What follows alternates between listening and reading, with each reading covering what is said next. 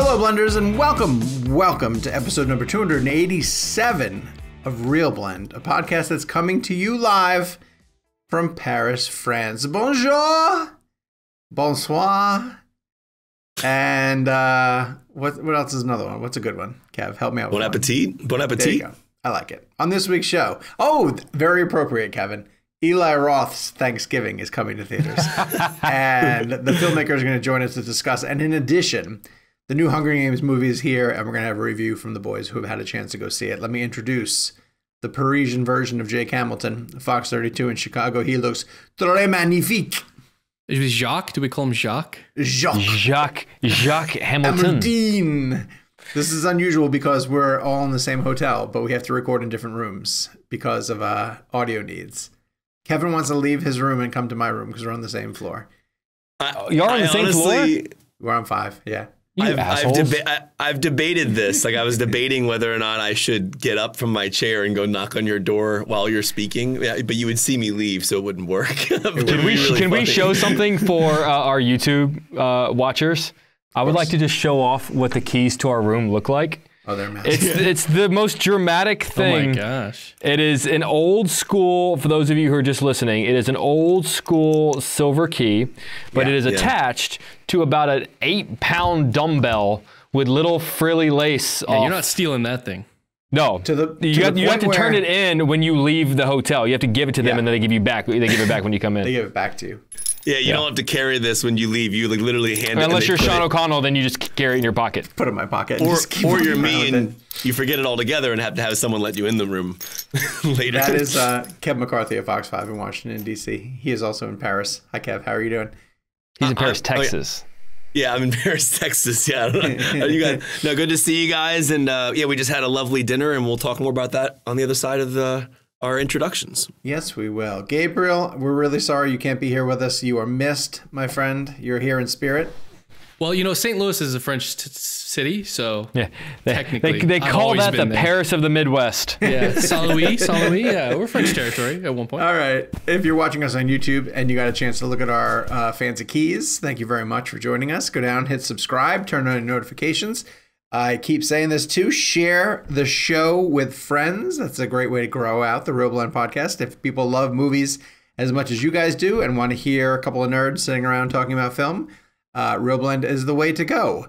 At youtube.com/Real Blend podcast. Of course, if you just want to listen on the audio version and not stare at our faces, that is also an option anywhere you get your podcast needs met. And we have a Real Blend premium subscription that you can get a newsletter from me every other week. There's one dialed up and ready to go for this week. And in addition, it gives you an ad-free version of the show, which is all the cool incentives for signing up for Real Blend Premium. All right, as mentioned, we are in Paris. Jakey, why don't you tell the people why we are here?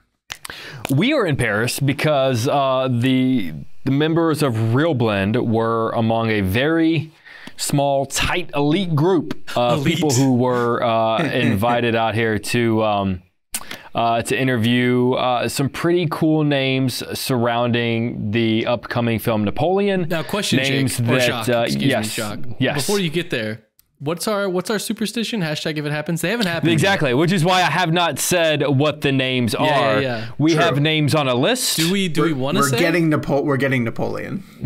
He's going to be coming out of retirement. I wanted to take a quick poll. Do we want to say? Is that tempting fate? I think I know where Kevin falls.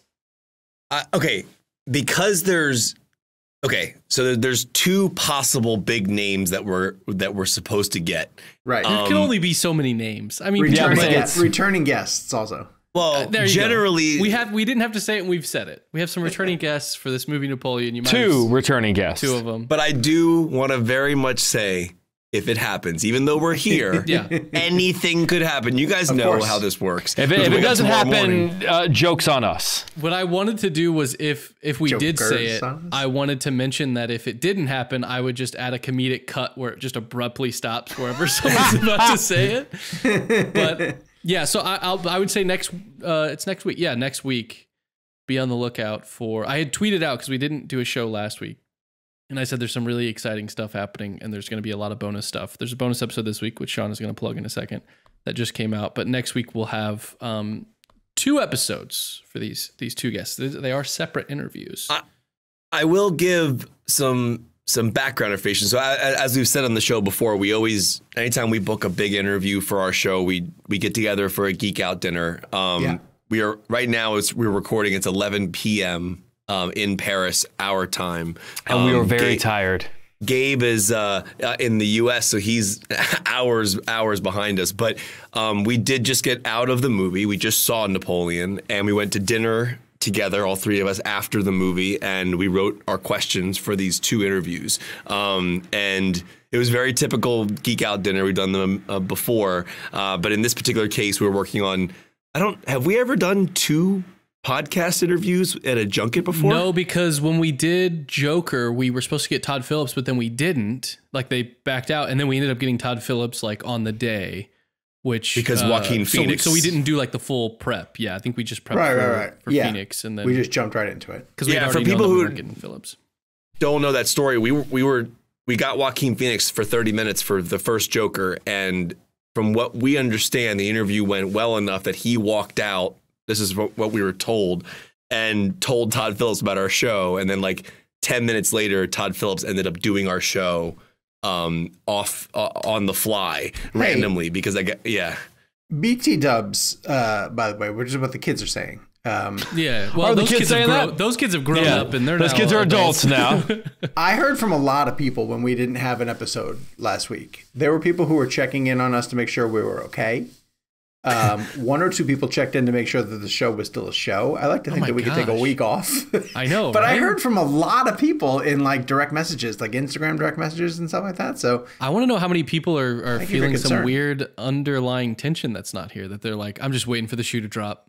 For the show to blow up. Yeah, they're like reading into glances across Zoom here. They're like, oh, yeah, they all hate each other. I knew it. I knew they hated each other. VH1 behind the podcast. Tune in. Right. But I do want to stress something that's really interesting. We were talking about this on the way back from dinner just now. So Jake and I we're here for television, but Sean directly is here for Real Blend.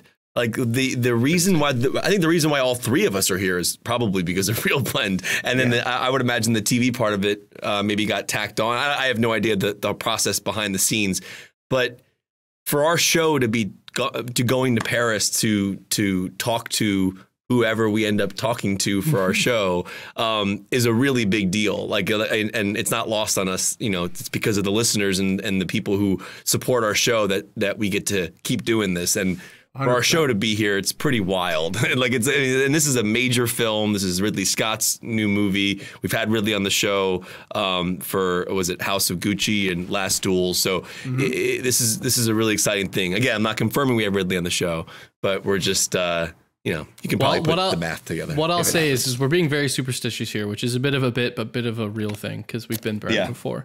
But the funny thing is, by the time you're listening to this, go check our social media pages, probably on X. We'll probably have announced or have some images with these said guests up already by the time this is out. So find your confirmation there. And then after you listen to this week's episode, go find our conversation with Francis Lawrence, who is a bonus episode, came out on Wednesday. He's talking about the Hunger Games. That is in theaters right now. And we are going to have a review of that later on in the show. In the meantime, as part of the main show, we had Eli Roth join the show, join Real Blend.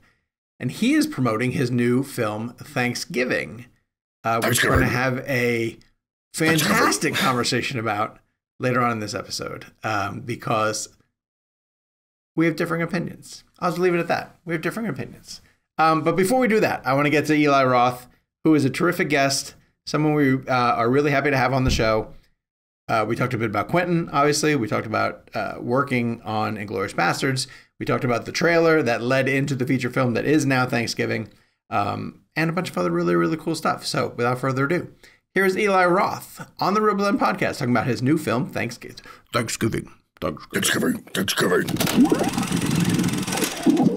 Hi, Eli. How are you doing? Good. How are you?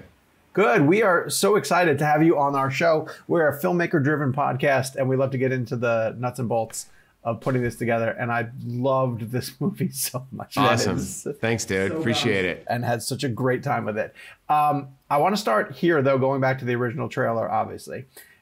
Whose voice narrates that trailer? Because I honestly believe that narration is more disturbing than any of the visuals. That's me. And is it? Yeah, because I remember watching those movies. Maybe it was the trailer for Popcorn when I was a kid. Seeing the ads, it was all this crazy Amazon Popcorn, and I was like, I just love that early '80s horror movie trailer voice. So if it was going to be 1980, then it'd be like, it was just me going like giving, just in the microphone, and then just speaking in the edit room of Hostel 2. I just did it in one night. So that's me doing the voice. I can't. And that's Jeff Rendell, our writer, who's playing the Pilgrim. Jeff's playing the killer.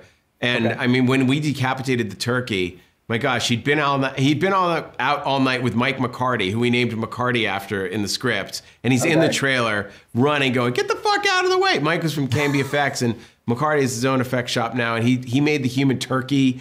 Him and Kevin Wasner did the gore with it. Kevin was in the turkey suit, and Jeff had to swing the axe, but he'd been out all night with McCarty in Prague going to bars and was so tired. We were worried he was going to chop off Kevin's head for real, but we got it. It was that was a great time. We just shot it in 2 days. At the end of Hostel 2, we tacked on 2 more days. So it was me doing the trailer voice.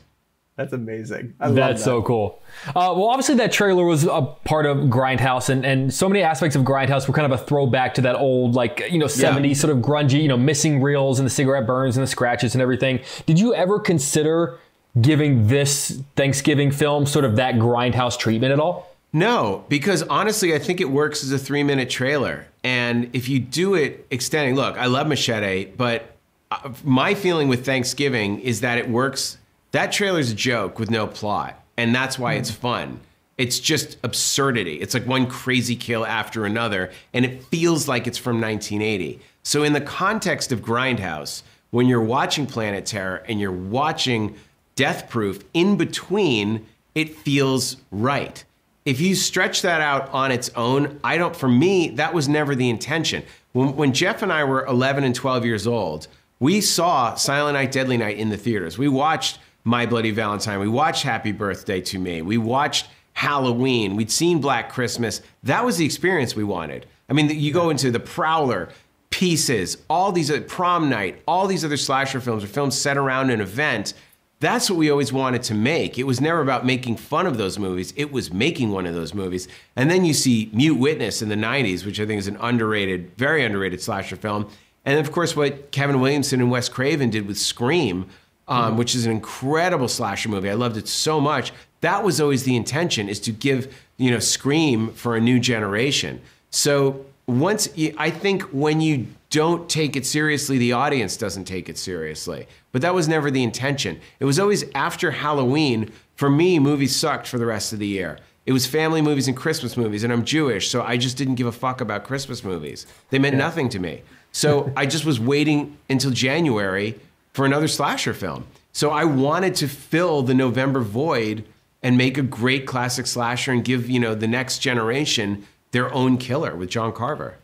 Dude, I lovingly called this movie I Know What You Did Last Thanksgiving. Like, it has Kevin Williamson's bones in it. Like, you nailed it. You get right to that. Well, Kevin and I obviously are drinking from the same well. We're close in age and we grew up with the same sources. And Kevin was obviously very influenced by, John Williams films, John Hughes films. And I was very influenced by Bob Clark. I love Porky's, and I do love Christmas Story. And I think Black Christmas is a masterpiece, and Death Dream. I think Bob Clark is one of the most underrated directors of all time. And the way Porky's is shot, the high school scenes are so beautiful that, when Jeff and I were making this, we're like, wow, this is like we're making a high school movie and a slasher movie, and also a kind of giallo film with police investigation too. So we kind of got to pick our lane here. But the influences that got in there, I had my DP Milan. We shot Hostel and Hostel 2 together. I showed him the diner scene in 5 Easy Pieces. I said, this is what the diner looks like. And the actor's like, what should we watch? What horror movies? I said, don't watch horror movies. Watch Sorcerer by William Friedkin. Look at the performances. And the girls were like, what should we watch? I said, watch Betty Blue. Because Beatrice Dahl was 21. What are you going to do? That's what she was doing at 21. You're 22. That's the level I expect from you. And then, and then I said, what else can we watch? We want to see more. I said, watch Diva. because there's no minor characters in that movie. Every single character in that movie is cool and is interesting, the way Tarantino did it in True Romance. So like, I wanted to break their brain a little bit, and I said, watch Toby Dammit by Fellini. I had my DP watch that. And then we saw Mute Witness before shooting, and my lead actress, Nell Verlaque, I said, look at Mute Witness. Look at the way the whole movie hangs on her face in close-ups. The whole story is told through her eyes. She doesn't say a word, the whole film, and you understand everything she's going through. That's the performance we're going for here.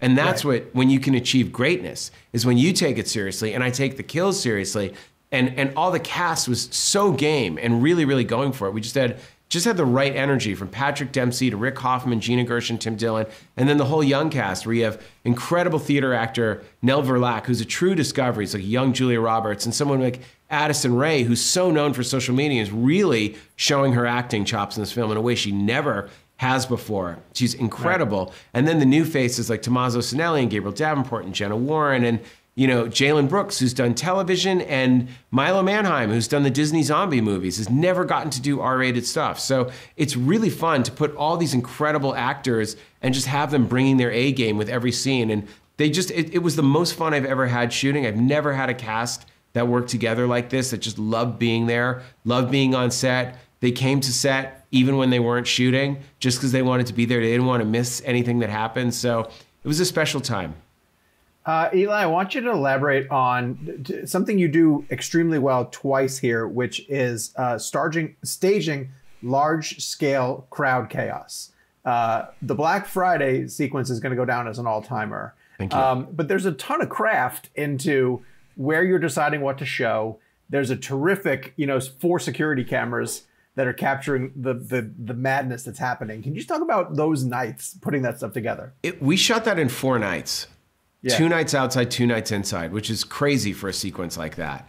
I like to normally shoot 1 camera, but in certain cases, it's helpful to have a second camera. Multiple, director named Justin Harding I worked with on my show, The Haunted Museum, is a great director. Kind of came in and did second unit, and we had a second camera. So that one, I was like, I need, no matter what we're shooting, set up the security cameras, and we'll see which angles work. But we storyboarded. He works in FrameForge. We did some previs.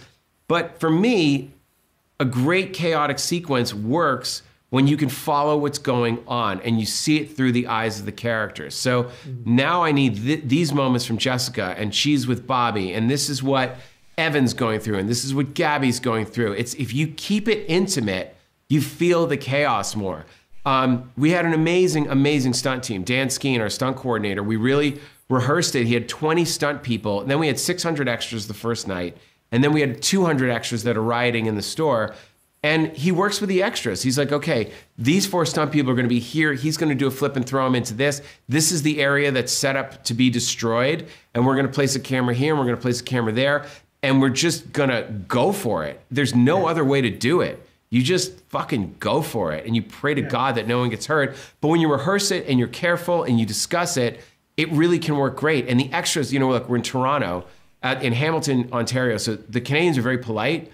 They were like, sorry, okay. And I said to them at the beginning, I'm like, this is the way this is going to work. We all have to act like we want to kill each other. But as soon as I yell cut, you look to the person to your right. Are you okay? Do you hurt? Like, if you're going to shove someone, let's discuss it. Say, I want to, do you want to, are you okay? What are you comfortable with? And it was great. Like, making everybody part of the scene. Like, we are creating this together. This isn't like, here's the stars, here's stunts, and you're the extras. They go, no. We want to create a classic scene. So you really engage everyone. And I talked to the crowd. I was like, okay, you got to build the tension. It's like Titanic with the water filling up. I said, it's fun. They get in, and then it gets dangerous. Then it gets scary. Then it gets terrifying. And then all hell breaks loose. I was like, okay, if this is level 1 to 10, 1 being the lowest, 10 being the most terrifying, now we're at a 6. Okay, now we're going to go to a level 8 of panic. But now we're at this moment, I need you guys at a 4. And they understood that. They were like, okay, like, hey, you're starting to get annoyed. It's starting to get... So you could really direct, the background, and they had the time of their lives doing it. And also, when you're 4 nights, all night, shooting in a store, everybody kind of becomes friends. Like, there's no bullshit. There's no like, oh, I'm the director, I'm in my trailer. Like, we're all in this together. And it was a low budget movie. So that was the attitude. It's like everyone was hanging out. Everyone was cool. It was like Tim Dillon was there on set, keeping it light. And it was great because we all loved each other. So it was one of those nights where all the cast really got to hang out because you're not separated. So, Rick Hoffman from Suits is just a fun, and Gina Gershon, and everybody's there. Patrick's the coolest. So it was really an incredible vibe. But it took, 9 years or 20 years, 9 movies and 20 years of making movies for me to really kind of have the mastery to stage a scene like that and pull it off. And it was the cool. crew. We had a great crew. That sequence and the movie as a whole features, I think, some of the best kills of your career. And there's some truly brutal ones in this one. I am curious, over your entire career, which kill got the most notes from the MPAA, where they came back and they were like, dude, you got to trim this one down a lot? Look, I love the MPAA, and they're cool, and it's never a fight with them, and they get what I do, and their intention is to help protect the movie, so that version, whereas like in New Zealand, they'll just, those 2 minutes are out. Sorry, the entire Lorna sequence in Hostel 2, gone beginning to end. I didn't know that. Oh yeah, because it's the government, it's elected officials, so they're never going to defend gore. They're always going to do what they need to do to get elected, and they go, I protected you from violence, and where the fans are the ones that get fucked. So in America, it's self-policing so that we don't have government interference. And they make suggestions. They don't tell you, they're like, look, this area is still too intense. And it was Lorna, it was Heather Matarazzo's Bloodbath in Hostel 2, that it was like probably 9 times back and forth. And I eventually said to them, look, if her acting was worse, would it be as upsetting? They go, no. I go, so you're not punishing me for the gore. You're punishing her for doing a great job, but she did the movie because she wanted to do that scene. And she had something to let out and express, and it's one of the most incredible scenes of her career. The scene works because of Heather's acting, because it's a girl crying for her mom.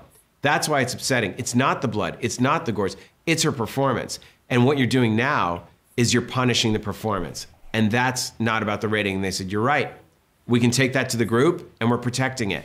And I got to that point, here, I was like, I understand the scene is upsetting, but is it upsetting because it's bloody, or is it upsetting because the acting is good? And once you get into that territory, they go, you're right. I go, don't punish the actor for doing a brilliant job. This is the moment they've been waiting for their whole career to do a scene like this. And you want to cut their acting? That's not okay. And they go, yeah, you're right. And that's it. And they're cool. I don't think I realized that you could have those sort of conversations. You can.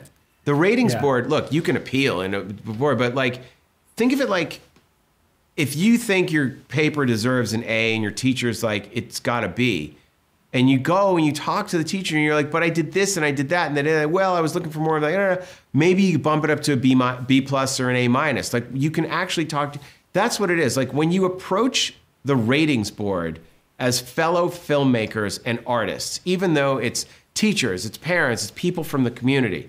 When you say, we are doing this, I understand what you do, but I'm an artist and this is how I'm expressing myself, and this is why this is important to me, and this is why it's important for the people paying money to buy a ticket for this experience. Don't deny them that experience. I understand you might find it personally distasteful, but it's been done in these 3 other films, and what they're seeing on TV is far worse. What they see on their phone is far worse. Give them that moment. Otherwise, what's the point of doing the movie without that payoff? And they go, yes, we will protect it. And when you have a conversation as civil people, then you get much farther than you do as opposed to being combative. It's the same thing as anything in life. But it's the only format where you can talk to them. You can't talk to them in England. They give you the rating and that's it. There's no discussion. It's 3 people that decide. You're not allowed to talk to them. They talk to the studio. The MPAA is the only system that they treat you with respect. They talk to you like an artist. You, as the director, can request to have direct conversations with them. That is your right as the director, and they will talk to you. And that's it. You go, what are we looking at? They go, right now it's a little, you're in the NC-17 territory. I go, what would it take to get me an R? They go, look at this scene, look at this scene. I go, okay, let me look at them. And that's how it goes. That's cool. That's really cool. They're cool. I want to, Eli, I want to talk to you about a specific sequence in the film, and I'll dance around spoilers, but there's a sequence in the house with the pitchfork where John Carver is essentially following a character around. And in the course of that, it felt like you were flexing a muscle, of all the things you've learned about generating suspense in your films up to that point. And I would love for you to just talk to me about what you've learned about really ratcheting up the tension. Because yes, the kills in this movie are really funny and really creative and clever, but it was during that particular sequence where I was the most uncomfortable and was waiting for you to just let me off the hook. And I see hooks in the background that reminded me of Texas Chainsaw Massacre. And it's like, I think he's just having a ton of fun here, really turning the screws on the audience. I was. Well, thank you very much. That's one of the sequences I'm most proud of. It's that we know where we're going to get to, but we don't know how we're going to get there. And, you know, I walked through it with my DP, Milan Khadima, and Jeff, the writer. And what I think makes Cat and Mouse work, and we looked at the first 45 minutes of Mute Witness, where she's escaping these guys. She's accidentally walked in on a snuff film. She's hiding in the elevator. She drops down. There's a key. She's got to reach a key. There's a whole series of events, and it's so clear. You watch her making intelligent decisions and outsmarting them and staying a step ahead, and then almost getting caught and then doing something. It's really just thinking through beat by beat. And what I love about it is that is the purest form of cinema. There's no dialogue. There's no nothing. Sometimes there's music. Sometimes it isn't. It's just the guy comes in and she's gone and he's got to find her. So we found this incredible barn that we were shooting at. Now, it was next to where we did the McCarty house. There was this barn and we wanted to shoot something in there. And we thought this could be a classic sequence where it's just what you want in a slasher film, which is the person hiding from the killer and the killer finding them and them staying one step ahead. And we were looking around and there was a pitchfork right there. And we're like, he's gonna grab a pitchfork. And that reminded me of The Prowler. I love The Prowler. So now John Carver's got the pitchfork and the burned mask. It's like he's putting it on for fun. And then it becomes a whole sequence with a burned mask. It's terrifying. And it feels like you're in a slasher film. But we thought, how do we use this? And Jeff is great at this stuff. You know, we're like, okay, what if he knocks over some, this prop? So you'll think it's that character. And what if you think, and then they go here, and it's just walking through and kind of figuring out those beats and then getting to a point where, we just start thinking like, oh, you can have where this happens. We just sort of walked through it like a few days before shooting, and I could plan it out. And Justin Harding is a genius at this program, FrameForge. So I walked through it with Justin. We discuss it. We write it. We know where we know where we're starting. We know where we're going to get to. And I know I have a day to shoot it, or a day and a half or 2 days to shoot it. So I go with Justin.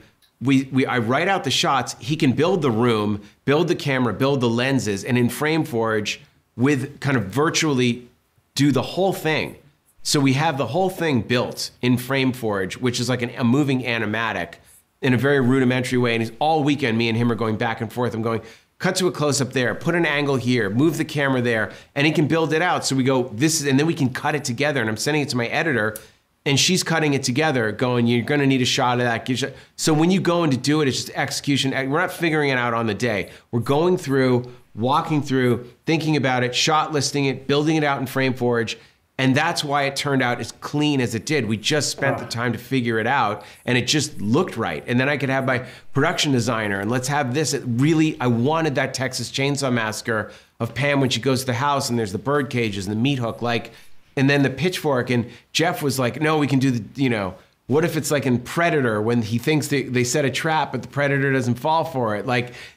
Finding all of those things that we love in movies, that cat and mouse, where you think they're going to get away, they almost get away, but then do they get away or not? It's that tension. That's what makes these movies great. I'm so glad you enjoyed it, because it was, we worked really hard on that. And that was at the end of the shoot. And Milan and Jeff and I, when you're like, I hadn't shot a horror movie in 10 years. So the beginning, you're like, not rusty, but you're like, oh yeah, this is what it is.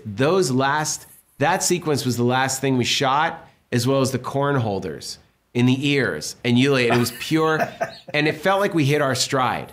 Felt like it was 35-day shoot. Those were the last 4 days. And we're like, man, this is the movie. We found it. This is the tone of the movie that I've been wanting to hit. This is Thanksgiving. And if I'm lucky enough to do another one, if you look at that sequence in the house with Kathleen and the pitchfork and the stuff with Yulia, I was like, that's all I want to do from now on. Good. That's incredible. You mentioned just sort of the vibes of everyone on the set, and I kind of want to expand on that, because I've always thought my dream is to be killed in a horror film. I just feel like that would just be like the ultimate coolest thing to ever happen. So I want to talk about people showing up on set the day they know they're being killed? What is their vibe like? Are they excited? Is it like is that sort of Christmas Day for an actor in a horror film? Like how is that day different for an actor compared to every other day? Actors are doing the movie to do the death scene. That's why they're there. Everybody is curious about their own death. And so now you have Adrienne Moreau, who wins the Academy Award for makeup, recreating your death. It's the one, we'll never see our birth. Well, you can see a video of your birth. We're never going to see our death. We will never see it. Everybody else might, but we will never see it. So there is a natural curiosity to know what that looks like. And when the actors do it, they want it to be the best death in the movie. They are there to go for it. And you have someone like Amanda Barker, who grew up in Hanover, Massachusetts, who plays Lizzie in The Diner, and is known for comedy. She's in Groundlings. There was like a phone commercial that was on every morning. We'd see her, and she has a wicked accent, like Amanda Barker from Hanover, and she's an actual descendant of John Carver. So when we're shooting her scene where her face goes in the water and it gets stuck against things, she had tears in her eyes because she's a huge horror movie fan. And I showed her the teaser trailer where you see her face stuck up against the freezer, and she started crying. She's like, I never thought in my career this would happen to me. She actually couldn't even speak. She was so emotional. She was really like, this is so beautiful. Like, it meant so much to her that her lifelong dream was to be in a horror. She's like, I can't believe it really happened. You made it come true. So for the kids that are doing the death scenes, they're like so ready to go for it. And they want that scene to be the scariest, most disturbing, shocking scene in the movie. And then you play it back for them, and it's kind of sad when they're gone. They're not on set anymore. It's like, don't have to deal with them. Like, their little dressing room thing goes away, their wardrobe gets put away. Like, maybe you have their body parts, but that's it. Everyone's like, wow, it's just, there is this feeling of, man, it's just us now. And then sometimes they'll come and visit set, and it's like, aren't you dead? What are you doing here? I've always said I would rather be killed halfway through the movie than end up being the killer. I just think that would be far more satisfying. Yeah, I did it in Cabin Fever. I mean, when we were shooting one of the kill scenes on the last night of shooting, everybody else came and hung out. They were like, we set up like a green room. We're shooting in someone's house, and they set up their basement was a green room. And every time I came down, there was another cast member that was there hanging out. I was like, what are you doing here? They're like, we didn't want to miss it. It's the last night. It's their kill scene. We wanted to be them. Like, the actors were there to support everybody during the other kill scenes. And I was like, do you want them there? They're like, it's kind of annoying, but also kind of sweet. So I was like, she's like, if they're annoying me, I'll tell you. But otherwise, yeah, let them stay. Oh, that's cool.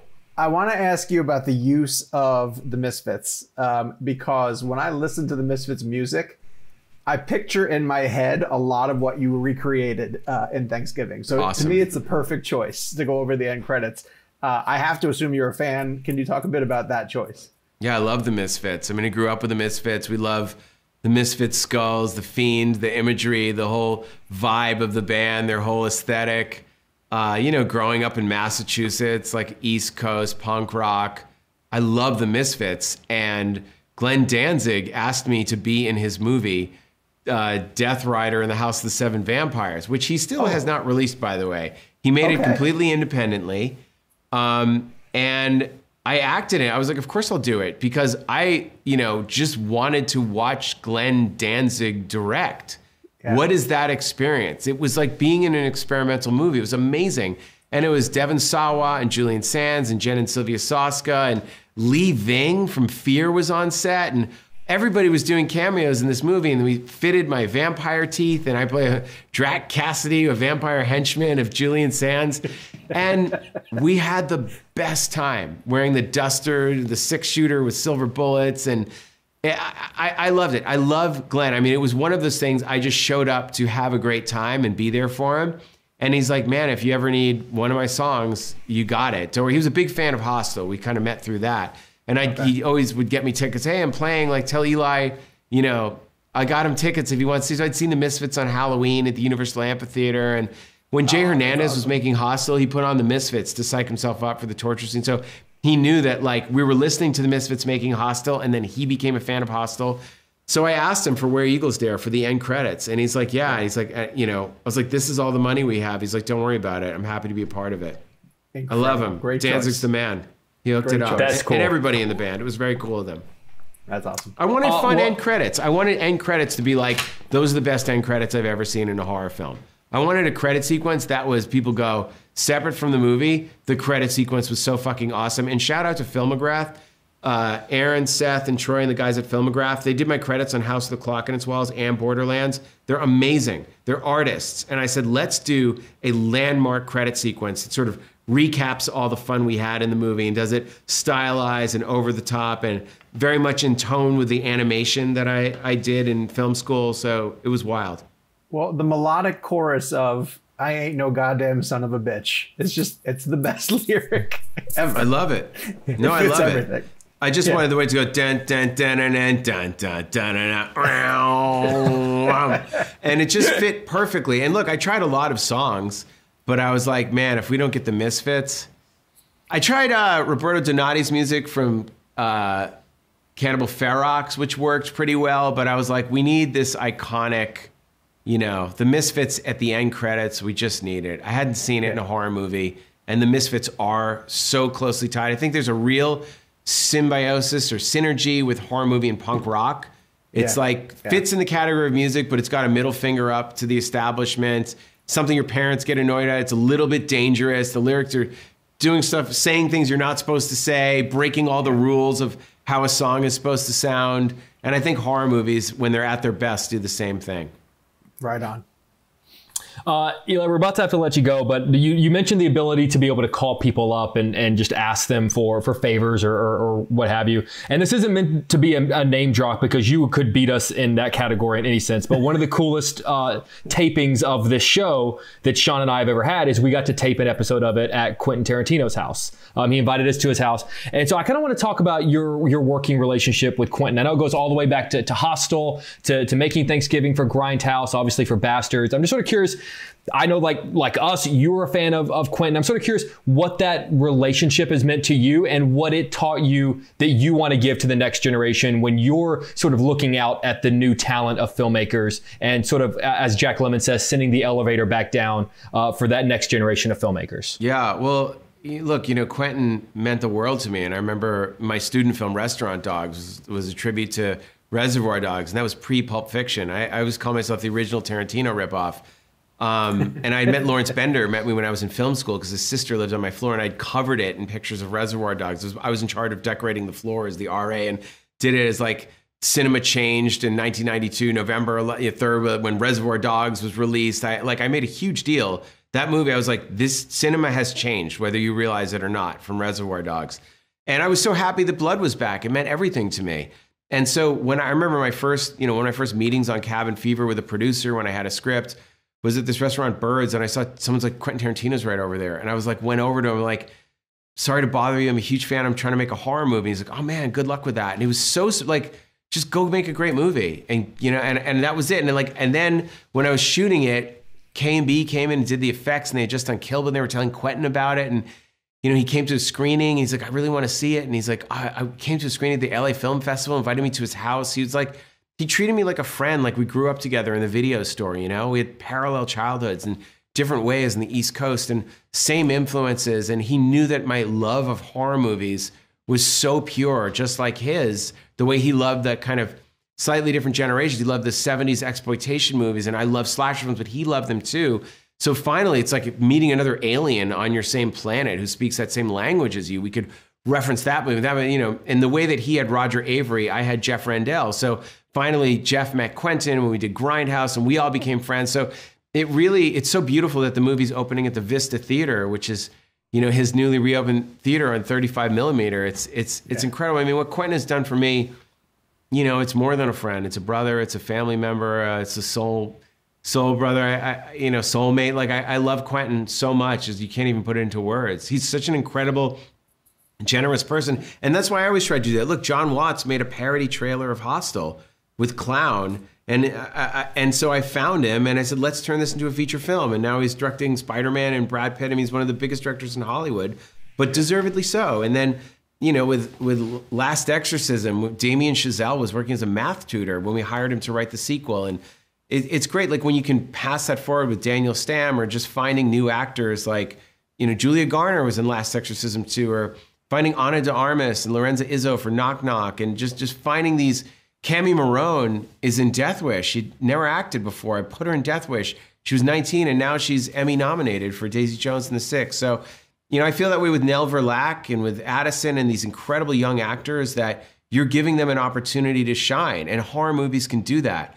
They'd never get a chance to be a lead in a theatrical movie were it not a horror film, but they really hold the screen. They're incredible, incredible young actors. So with Patrick and Rick and Gina, when we were like the old guard, the veterans, we loved having the energy of these 20-year-olds on set because they were just so happy to be there. And we could say, man, remember when we were that excited?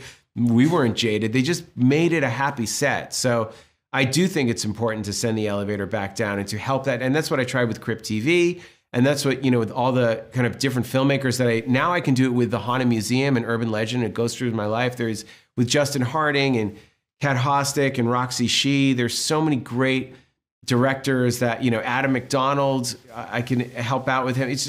There's so many great directors out there that as a producer, it's really, RZA on Man with the Iron Fist, to give the next generation, to give other people their shot. It's an incredible position to be in. And it's beautiful when they flourish, Love that. Eli, we love you. We could honestly talk to you all day. This has been a complete blast. Thank you so much for coming on the show. My pleasure. We're going to tell everybody to go see Thanksgiving because it's so much fun. Yeah. Really Did you sit through the credits? The tag at the end of the credits. No, I didn't. I left. All right. Too bad. I have to go see it again. Oh! Can you tell us what it is? No. All right. Then I'll buy a ticket opening weekend and I'll go see what it is. There you go. Yeah. Thanks, Bye, guys. Thank you, brother. Appreciate it. Thank you so much to Eli Roth for joining the show. Someone we were really excited to get on the program and to be able to talk about Thanksgiving. Thank you to our good friends at Sony Pictures Entertainment as well, too, for hooking us up with screenings of that movie and the chance to get Eli on the show. So Thanksgiving, as you guys know, there was the Grindhouse experiment where Tarantino did one movie and Robert Rodriguez did another movie, and they mashed the two of them together and played them as a double feature, which was a Grindhouse sort of homage back to the movies of the 70s and 80s horror films that they grew up loving, essentially. And it was, modified, scratched film prints and over-the-top gore to throw back to that genre. And then in the middle of the two features, they had these mock trailers that have since gone on to become, in some cases, feature films. Machete has become a feature film, and now Eli Roth has made Thanksgiving. We have two other trailers that didn't make the cut just yet. They haven't been made. Don't. Don't by Edgar Wright. And then what is the Rob Zombie? Werewolf Women of the SS? Something like that. Excellent. Rob Zombie. Yeah. If they would like to make that, they can. I want to talk about Thanksgiving, and then I'll let Jake go, because I loved this movie so much. And maybe my expectations... Oh, Kev, you saw it too? I loved it. Oh, outstanding. I guess my expectations were low because it's a movie based on a fake trailer, essentially. But I thought it was a perfect representation of an 80s serial killer slasher mode. It is essentially I Know What You Did Last Summer, but based around Thanksgiving. There is a huge opening sequence that sets up someone who will come back and be a serial killer, essentially. It gives you a group of, close friends who are victimized one at a time by the serial killer. It has some of the goriest, most wonderful kills I've seen on screen in a really long time. Just the kind that made me really laugh as they were playing out because they were so over the top and gruesome. And I just had a time in my life with it. Like, I was laughing throughout the entire thing and clapping and having a really good time and just really loving it. And Kev, it sounds like you're on my wavelength. Yeah, I mean, I appreciated the fact that he didn't make the movie a bit. Because the trailer itself is clearly it's a bit in itself. It's a fun, like almost like satirical or like I would say like joking look at slasher films in the middle of this Grindhouse movie. And I remember seeing Grindhouse in theaters, and Grindhouse, even though it was brutal, Death Proof in particular was probably the more in my opinion, the more disturbing. I mean, they were all disturbing, but Planet Terror and the trailers to me felt a little more like winking to the audience, and Death Proof did as well. But Death Proof and Planet Terror had some pretty disturbing stuff. But my thought process going into Thanksgiving was that he was going to continue it more like a bit rather than an actual slasher film. Mm-hmm. And I think one of the things that Eli Roth did well here is he kind of found a balance of the two. There's a lot of jokes and one-liners, and it's meant to be a little cheesy and funny at times. But then he does have actual legit scary moments and legit deaths, like brutal, like horror movie deaths. And so you've seen this movie before. I mean, it's not like, I Know What You Did Last Summer, Scream, all the slasher films and Michael Myers and Jason Voorhees. You've seen this concept happen before, but there's this underlying tone where it takes itself seriously, but not too seriously, but at the same time, it's still scary and actually really interestingly done. There were scenes that were in the Grindhouse trailer that I was fascinated to see him play out. Mm-hmm. One of the scenes that was in the trailer that I still find extremely disturbing is the trampoline sequence. Yeah. And the way he ups that in the movie is insane. He also, I talked to him about this in the TV junket, he got away with a lot of blood in this movie. And I was interested from an MPA perspective how he did that. Like, I mean, one of the most famous stories ever that I remember hearing, which I've never even really looked up to find out if it was true. I'm assuming it is. Martin Scorsese with Taxi Driver having to make the blood a little more orange instead of red because of getting like an NC-17 or X ratings. They were really worried about how red the blood was, which is why it looks a little more orange in the movie. The MPA has a big problem with red blood for some reason, and Thanksgiving does not shy away from that in any way. And he does everything you would expect him to do and more in terms of like what a Thanksgiving dinner would be in a slasher film. Like, it's really disturbing. The end when they get to the dinner is off the charts. Disturbing. So for me, like, I think he took a bit, like a fun bit that he did in the middle of a Grindhouse movie, and he made it into an actual fun horror slasher film. Yeah. My biggest worry was that, like I said, I thought it was just going to be a bit the whole time. And I actually think they did a good job. And listen, is this one of the best horror films I've ever seen? No. But I mean, I just enjoyed it. I had fun with it. It made me laugh. And if you're a fan of Grindhouse, I've been wanting to see this movie for like 16 years. Like, I always hoped he would make it. Like, I don't know. I worried it was just a good premise for a trailer, But that struck me as a good premise for a trailer. I always kind of thought, I was like, because he narrates that trailer. That's him going, Thanksgiving. That's him. Yeah. And I always just, I don't know. That was always something I thought about. Not that I ever like was anticipating it completely, but I'm just happy he made it. It's fun. I mean, if you're a Grindhouse fan, check it out. Jake, you're our resident horror guy. How'd you feel about it? Thanks. It very much did not work for me, and I'm a really big I'm a big Grindhouse guy. This didn't work for me. The closest thing I can compare it to. Here's the thing, Kevin. Do you remember when they released the two individual Grindhouse movies on DVD? They didn't release them as a double feature. They cleaned up the whole Grindhouse aspect of it. They took out the scratches and the missing reels and the cigarette burns. They took out everything that made it a Grindhouse movie. And when you take the bit away, they're kind of just meh movies. There's got to be that Grindhouse element to it. Death Proof has great moments, but there's a lot of slog getting into the good stuff. Normally Quentin can rest on his dialogue, but the dialogue in Death Proof is not strong enough to rest on.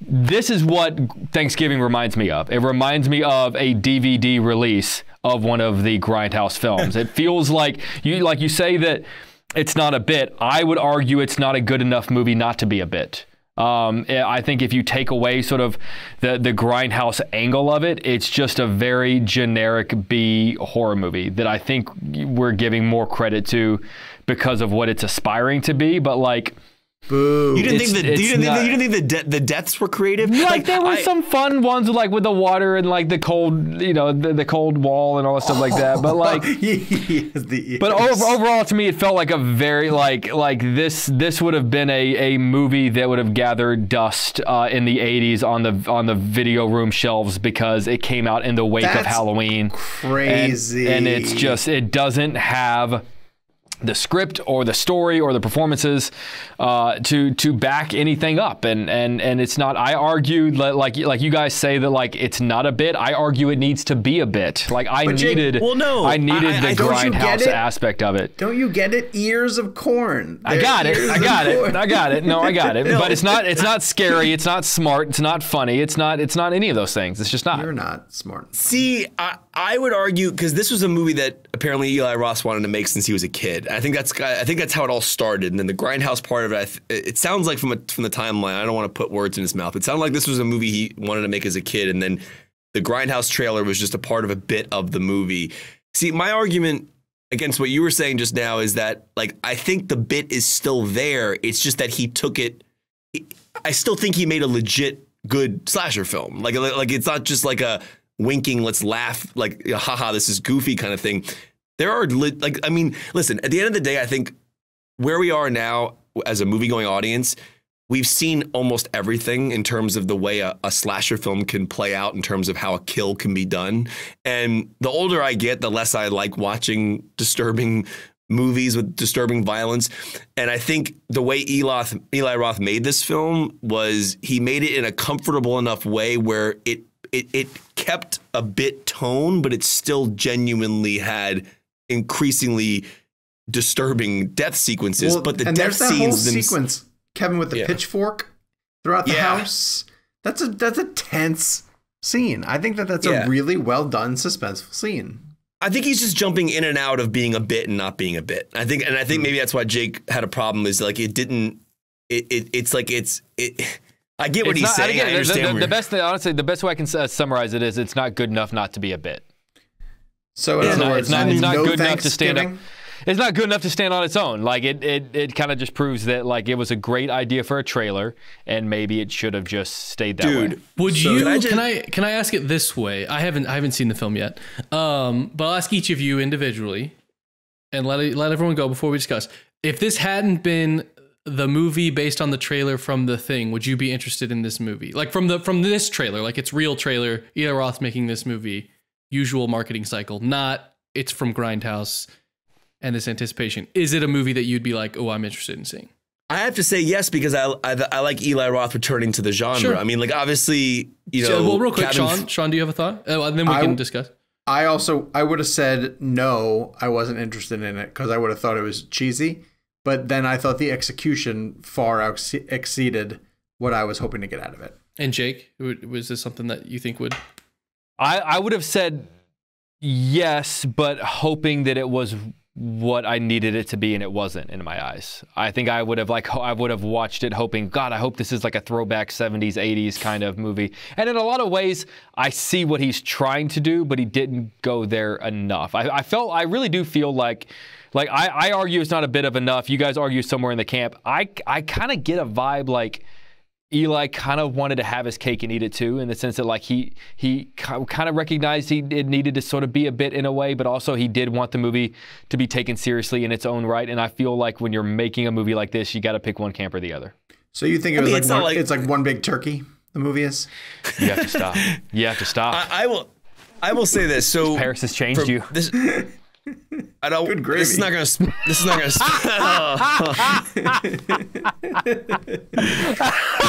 So you think the movie just had too much stuffing in it?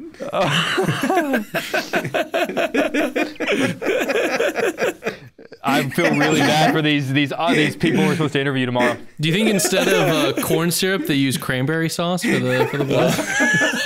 Now that would have been a great line. Wait, why didn't Eli Roth use that? I honestly, when I thought of the joke, I was like, you know what? There might be a cranberry sauce joke in this movie, and I just don't know it yet. There isn't, but there should be. That might be the most missed opportunity ever. They could have done a whole Psycho bit, like they could have done the Scream bit. No, I think so. Okay, I'm going to talk vaguely about the film and talk more about the trailer for a second. In the trailer, there's a sequence where there's a person on the table who has been cooked for Thanksgiving dinner. All I will tell you is that the movie is gearing towards that sequence. I won't tell you how or why it happens, but that was disturbing. Like, Sean, that was really messed up. Like take away the. It made me hungry. No, it did not. It made me want to throw up.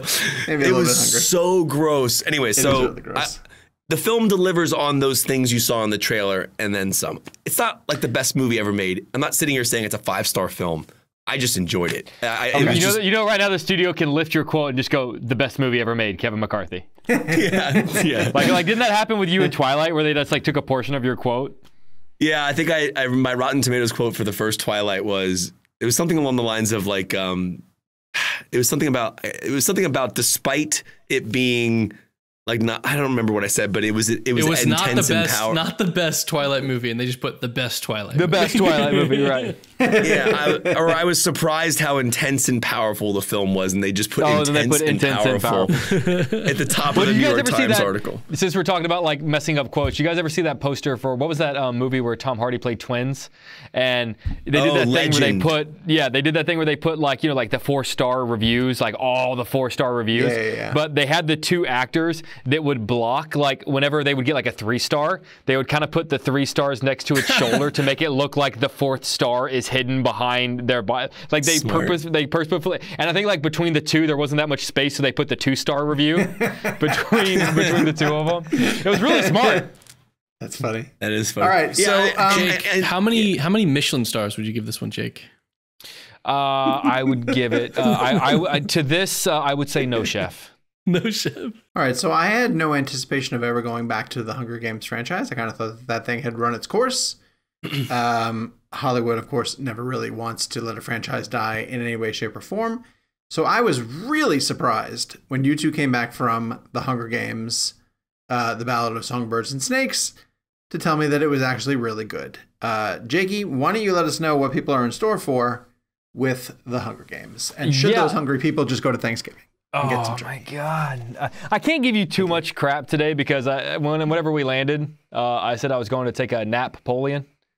So I can't really say, I really can't say, make fun of you too much. Yeah, I gotta be honest, like I was never really all in invested on the Hunger Games series. I remember liking the first one fine, and thinking Catching Fire had some things about it that I enjoyed, but sort of. Were there 3 of them, but they made this third one two? There are 3 books. They made the third book 2, so there are four movies. Gotcha. 4 movies. Yeah, and by the time they made Mockingjay, there was so little material to justify 2 movies that I was just, by the time the 4th film came along, I was checked out. So. Needless to say, I did not go into Ballad of Songbirds and Snakes. Boss. I didn't go into Boss. With you know, in the right mindset or the highest expectations. And we always talk about how much expectations can you know, impact your final outcome. And maybe that helped me enjoy it more, but I really did very much enjoy the film. I was surprised at how brutal it is. And I know that like the previous films are still essentially about kids killing kids, and there was a degree of brutality to it, but this just felt like it really sort of upped it. I really kind of dug how seriously it treats younger viewers, that like it is a heavy story, but they don't shy away from those things. The one thing that I would say, and look, it's based on a book. Like they have to adapt it as it's told. But there was a moment in the film it clocks in at about 2.5. There was a moment in the film where I thought, like, it's done. Okay, that was good. Like, well done. You guys made a good movie. You made a good movie. And then something else happens and go, oh, there's a little bit more. There's a little bit more. And there was like 45 minutes more. Oh, wow. There's a whole other chunk that comes after a moment where you feel like the film is wrapping up. Interesting. Like feels like a very, I mean, I guess essentially it's the 3rd act. To me, it kind of feels like a very long epilogue, which kind of threw me a little bit because like I kind of felt like I was done. A whole other act.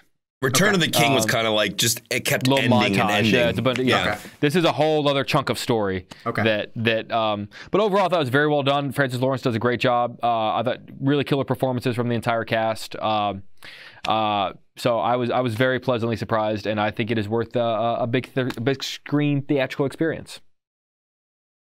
Yeah, I mean, I think this is the best of the films next to Catching Fire. As Sean mentioned at the beginning of the show, check out our interview with Francis Lawrence. One of my favorite discussions we actually had in that interview, Jake wasn't able to be a part of it, but Jake had asked a question in his TV interview about, or something came up in his TV interview, I think, Jake, about R ratings and like how all the Hunger Games films had received R ratings prior to being edited down to 13. And the reason I'm bringing this up is because the film is very violent. Like, these films are brutal. This one in particular. And that question that Jake gave us led Sean and I into a really interesting discussion with Francis about the things you cut down to get to that 13. And one of the most famous stories, Sean, we brought this up in the interview, was Team America, where the guys from South Park, Trey Parker and Matt Stone, for the sex scene in Team America, they made it way more explicit than they intended so they could deliver it to the MPAA, so they would cut it down to what they wanted. Other people have done this before. Francis himself said he did this before. You like basically add more violence and disturbing content knowing you're not going to use it so you can get their mindset to where you actually want it to be. Wasn't there a famous Hitchcock story, Jake? Was it on Psycho or one of his films where the MPA sent it back to him? He said an entire filming day up. Yeah, they told him he had to change the shower scene, and he sent it back and saying, look, I put a lot of work into this. I really cut it down to what I think is going to be appropriate to you guys. Thank you for giving me the opportunity to make my film better, all this sort of stuff. And they're like, oh my God, it's perfect, great, exactly. And he didn't touch a frame. Right. And in the Hitchcock movie, it's really cool. They actually, I think historically, he set up an entire shooting day to make it look like he was really fixing it or whatever it was. Really cool story. If you haven't seen Hitchcock with Anthony Hopkins, it's really, really great. So the reason why I bring that up is because this is, and I'm only comparing it this way to The Dark Knight because The Dark Knight feels like an R-rated movie, and so does this. And so I think there's ways that filmmakers can create real stakes of disturbing content while keeping a PG-13 rating. And as Francis explains in the interview, it's all about angles and how you show it, whatever. So that was one point I wanted to bring up. It feels like a very adult film in terms of it feels like you're watching a real life disturbing content and spectacle of what this story is dealing with. And so one of the things that I find interesting about the Hunger Games, and I brought this up in my interviews with the cast, is the concept of how we view spectacle in our real lives. And I think Jordan Peele did a phenomenal job with Nope of expanding on that question of why we as human beings are so fascinated by disturbing things. You drive by a car accident, you look. There are just so many things in life. Look at the news. The news leads with violence, in general, like in terms of like when you watch the news in general, it's what's the famous saying? If it bleeds, it leads. Like, the content of the way we view things, we are more fascinated weirdly by negative content than we are by positive content. Think about the things you click on. I feel like we're more prone to click on negative things or disturbing stories that seem crazy because we're so fascinated by somebody doing something horrible like that. And I think the movie focuses on this concept of these characters who are thrown into this world as a spectacle to be murdered on television in front of all these audiences, and people are entertained by it. It's kind of like the "Are you not entertained?" line from Gladiator. Well, it's like the Running Man. Schwarzenegger's Running Man. Just terrific. And so I think it's fascinating that a film like this has the ability to comment on culture and society about the way we are obsessed with disturbing content. And I think that is a fascinating piece of the story that's there. The movie works on its own without the commentary I'm giving, but there's literally a line in the film where they said you want to make these kids a spectacle, not survivors. The movie's obvious. It knows what it's doing. It knows what it's talking about. And I think it does make you question why we as a society find it, interesting to look at things like that. So I think that the film brings that question into play in a very powerful way. I think Rachel Zegler is amazing. She is doing a lot of live singing in this film. I think maybe all of it's live singing. I don't know the exact percentage, but the majority of it felt live. And you got to give her credit because she's an incredible voice. Tom Blythe, I think is how you pronounce his last name. I had not heard of him prior to this. He's excellent as young Snow. How's one Dinklage? of the things that's really Dinklage is amazing, but the real MVP is Rachel. No, but the real MVP. Viola Davis. Okay, no, Viola Davis is great. The real MVP to me is Jason Schwartzman. I think so. Schwartzman kind of has the Stanley Tucci type character where he's like announcing the games. Oh, he is. He's a young version of Stanley Tucci's character. Wait, that's not Tucci? No, that's Jason Schwartzman. Is Stanley Tucci not in the movie? Wait, Jake, how could it be a younger version than 64 years later? Is it? Oh, I thought he was the same character. Proceed, and I will check. I don't think he's the same character, but either way, he's playing a similar version of that. If he is the same character, Jake will check. Wow, that's wild. Regardless, that performance is amazing. Schwartzman, I've never seen him do anything like that before. I mean, I've loved him in obviously all the Wes Anderson films over the years, but this was a great performance. Have you watched Quiz Lady? No. It's on Hulu. Schwartzman's in Quiz Lady as well, too, and he's terrific in Quiz Lady. I love Jason Schwartzman. Also, I'm glad you brought up Viola Davis. Who's having a hell of a year. Oh, I guess they're both Flickermen, so maybe one's the father of the other one? Caesar? Probably. Wait, I thought this movie is Caesar the 10th... Flickerman, and Jason Schwartzman plays Lucky Flickerman. This takes place 64 years before the first film, I believe. Yeah. So I don't know. When I saw that character, I just thought it was young Tucci, essentially. Jake's not wrong.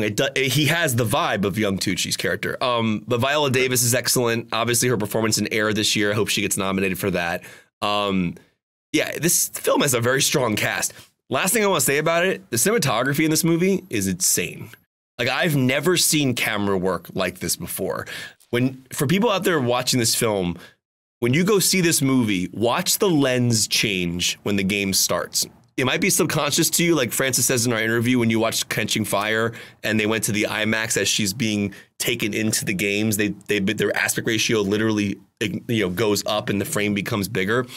He jumps into this lens that during the games that I've never seen on the big screen that look like this before. It's like the camera is like this close to the actor's face, but it's a blown out wide shot, and so you can see the entire realm of the games, but it's like you're almost like you're standing there with them, but in a cinematic way. I don't really know how to explain it. Like, it's cinematic, but you feel like you're there, but obviously your eyes can't see like this. It's clearly a blown out image, but damn, that's one of the coolest lenses I've ever seen on the big screen before.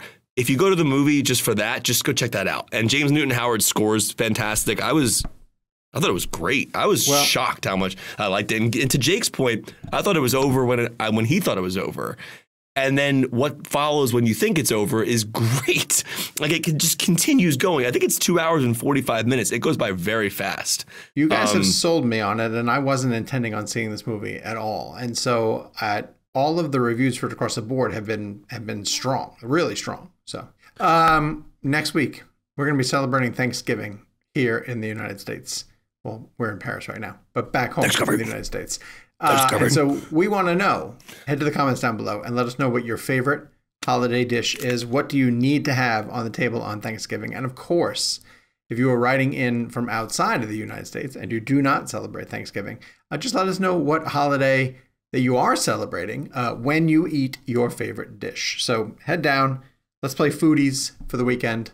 Give us your favorite dishes, whether it's for Thanksgiving or for any other holiday outside of that. We'll be back next week with some really exciting interviews coming from our Paris trip.